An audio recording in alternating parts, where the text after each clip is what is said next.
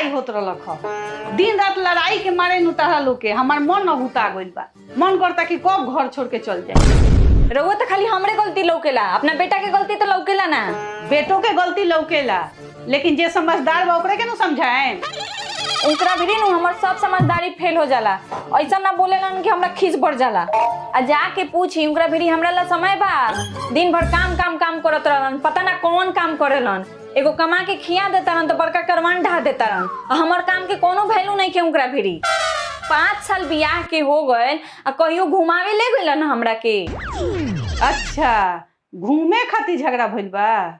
हाँ, हमरा गोवा घूमे जाए के बा अब की बार, आ जाइए के रहे हम। आ जब ले ना ले जाइए हमरा के घुमावे तब ले झगड़ा ना खत्म हुई। जाके कह दी अपना बेटा के, समझा दी अच्छा से।